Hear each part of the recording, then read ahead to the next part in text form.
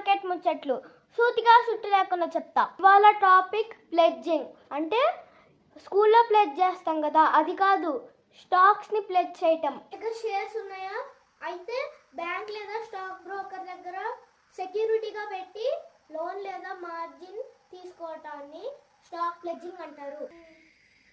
మీకు డబ్బులు కావాలి కదా, ఒకవేళ మీకు అర్జెంట్గా డబ్బులు కావాలనుకో, మీరు అప్పు చేయాల్సిన అవసరం లేదు.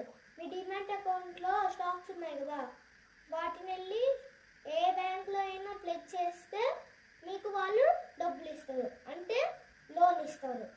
మర్చిపోయా, మీరు ట్రేడింగ్ చేయాలంటే స్టాక్స్ని అమ్మాల్సిన అవసరం లేదు. అదే స్టాక్స్ని ప్లెడ్జ్ చేసి మార్జిన్ని తీసుకొని ఇంట్రాడే ట్రేడింగ్ లేదా 4 డేస్కి డెలివరీ ట్రేడింగ్ కూడా చేసుకోవచ్చు. సరే, ఈ లోన్ లేదా మార్జిన్ ఎంతవరకు రావచ్చు అనుకుంటున్నారు? మన దగ్గర 100 రూపీస్ వర్త్ స్టాక్స్ ఉన్నాయనుకోండి, 70 రూపీస్ దాకా వస్తుంది లోన్ లేదా మార్జిన్. ఇక్కడ కొంచెం ఇంట్రెస్ట్ అండ్ ఛార్జెస్ ఉంటాయి, చూస్ చేసుకోండి. ప్లీజ్ ఫ్రెండ్స్, ఇప్పుడైనా లైక్ షేర్. మొన్న వీడియో చేసినందుకు 20 సబ్స్క్రైబర్స్ వచ్చాయి. Thanks friends. ఇంకా సబ్స్క్రైబర్స్ కొట్టండి ప్లీజ్.